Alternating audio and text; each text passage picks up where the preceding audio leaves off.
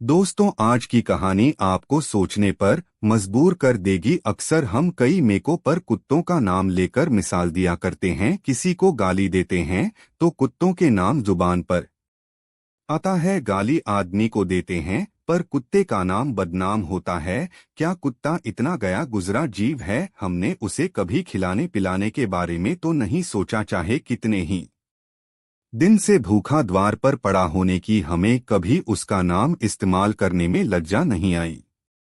आपसे निवेदन है कि 5 मिनट का समय निकालकर इस कहानी को जरूर सुन लेना, शायद आपकी सोच बदल जाए। नमस्कार दोस्तों, चैनल को सब्सक्राइब नहीं किए हैं तो सब्सक्राइब करके लाइक शेयर जरूर करें। तो चलिए एक कहानी की माध्यम से जानते हैं।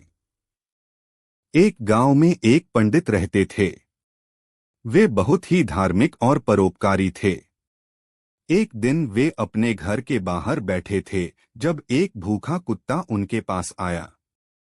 कुत्ता बहुत कमजोर और बीमार लग रहा था। पंडित ने देखा कि कुत्ता बहुत ही परेशान है।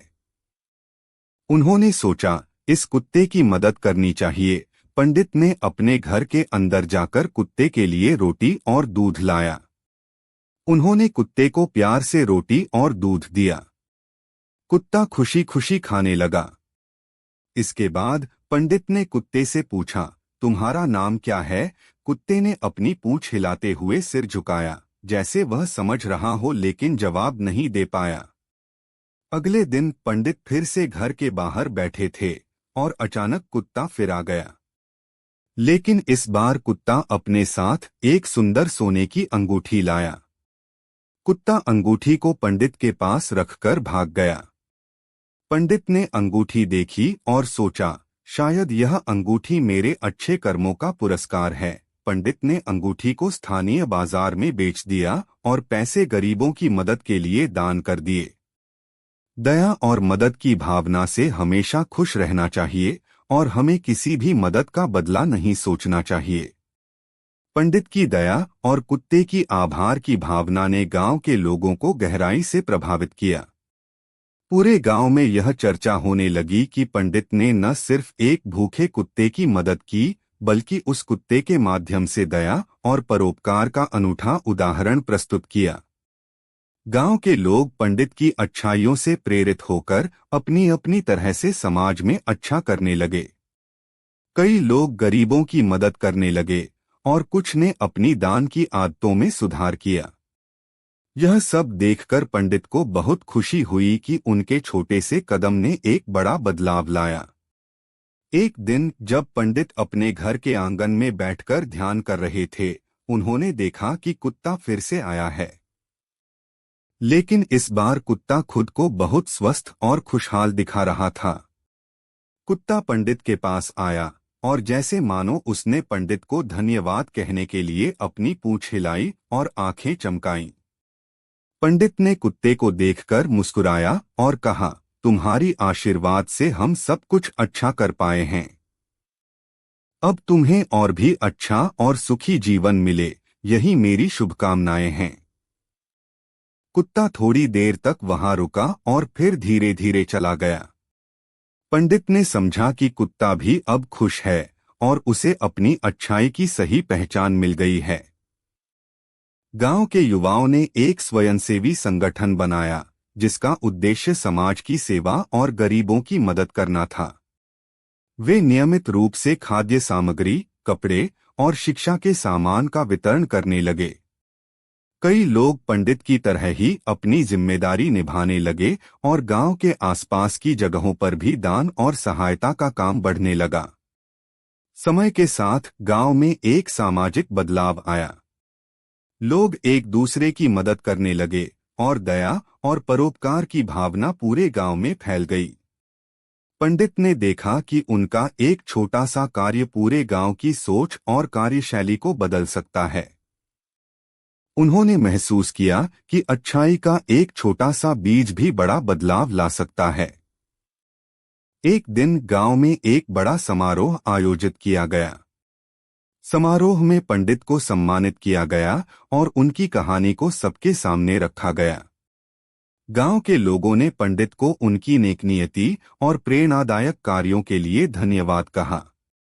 समारोह के दौरान पंडित ने कहा, सच्चे दयालुता और परोपकार का मतलब है निस्वार्थ भाव से दूसरों की मदद करना। हमें कभी भी किसी भी कार्य का प्रतिफल नहीं सोचना चाहिए। यदि हमारी मदद से एक जीवन भी बेहतर हो सकता है तो यह हमारे लिए सबसे बड़ी पुरस्कार है। समारोह के अंत में गांव के लोग एकजुट होकर पंडित और कुत्ते के प्रति अपनी कृतज्ञता व्यक्त करते हुए एक विशेष संकल्प लिया। वे सभी मिलकर समाज में और भी अच्छाई और दया फैलाने का प्रयास करेंगे। समारोह के बाद गांव में एक नई ऊर्जा और सकारात्मकता का माहौल बन गया। लोग न केवल अपने परिवार और दोस्तों के साथ बल्कि पराये लोगों की भी मदद करने लगे। यह बदलाव केवल गांव तक सीमित नहीं रहा, आसपास के गांवों ने भी पंडित की कहानी को सुना और अपने यहाँ भी समाज सेवा के कार्य शुरू किए। हर साल पंडित की दया और कुत्ते की कहानी के सम्मान में एक विशेष दिन मनाया जाने लगा। इस दिन गांव के लोग एक साथ आकर गरीबों और जरूरतमंदों के लिए विशेष आयोजन करते। वे भोजन, कपड़े और आवश्यक सामान का वितरण करते और स्वास्थ्य शिविर भी आयोजित करते। यह दिन अब एक त्योहार की तरह मनाया जाता है, जिसमें सभी गांव वाले खुशी और उत्साह से भाग लेते हैं। पंडित के सम्मान में एक छोटे से मंदिर का निर्माण भी किया गया, जो दया और परोपकार का प्रतीक था। इस मंदिर में आने वाले लोग केवल पूजा ही नहीं बल्कि अपनी परेशानियों और जरूरतों को भी साझा करते और मंदिर द्वारा आयोजित सामाजिक गतिविधियों में भाग लेते। वर्षों बाद जब पंडित की उम्र बढ़ गई, उन्होंने अपने ज्ञान और अनुभव को गांव के युवाओं के साथ साझा करना शुरू किया। उन्होंने उन्हें सिखाया कि सच्ची सेवा का अर्थ केवल धन और वस्त्र देने से नहीं बल्कि लोगों को मानसिक और भावनात्मक समर्थन भी देने से है। उन्होंने युवाओं को सामाजिक जिम्मेदारियों को निभाने, मानवता की सेवा करने और हमेशा सच्चे दिल से काम करने की प्रेरणा दी। पंडित की यह शिक्षा गांव के युवाओं के जीवन का हिस्सा बन गई। उन्होंने समाज में बदलाव लाने के लिए कई पहल की, जैसे शिक्षा के अवसरों को बढ़ाना, महिलाओं के अधिकारों को सशक्त करना और पर्यावरण संरक्षण की दिशा में काम करना। कुत्ता, जो अब गांव के एक आदरणीय सदस्य के रूप में जाना जाता था, हमेशा पंडित के पास आता और गांव के बच्चों के साथ खेलता। गांव वाले उसे प्यार और सम्मान से गांव का मित्र कहते थे। कुत्ता अब एक प्रतीक बन गया था, जो दया और दोस्ती का संदेश फैलाता था। एक छोटा सा काम, जैसे कि एक भूखे कुत्ते की मदद, पूरी दुनिया को बदल सकता है और दया और अच्छाई का प्रभाव कभी भी कम नहीं होता। समय के साथ पंडित और कुत्ते की कहानी ने न केवल गांव बल्कि दूरदराज के क्षेत्रों में भी प्रसिद्धि प्राप्त की। कई समाजसेवी संस्थाओं और स्कूलों ने इस कहानी को अपनी पाठ्यक्रम में शामिल किया और समाज सेवा पर चर्चा शुरू की। यह कहानी युवा पीढ़ी को प्रेरित करने और मानवता की सेवा के महत्व को समझाने का एक महत्वपूर्ण स्रोत बन गई। वर्षों बाद पंडित ने एक छोटी सी पुस्तकालय स्थापित की, जिसमें दया, सेवा और परोपकार पर आधारित पुस्तकों और लेखों का संग्रह था।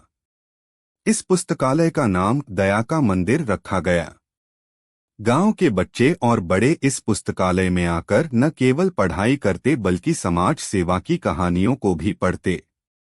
पंडित और उनके शिष्य इस पुस्तकालय में नियमित रूप से समाज सेवा पर चर्चा और कार्यशालाएं आयोजित करते थे।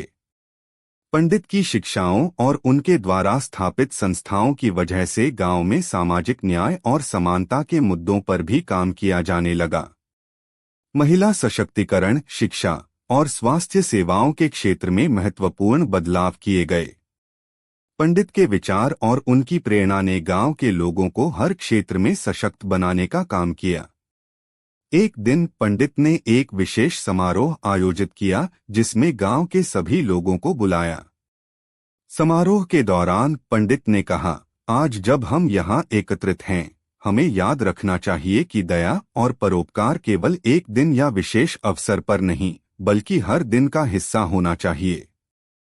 हमारी छोटी छोटी अच्छाइयाँ बड़ी बदलाव ला सकती हैं। समारोह के अंत में पंडित ने अपनी कहानी और शिक्षाओं को अगली पीढ़ी को सौंपने के लिए एक युवा समाज सेवी को चुन लिया।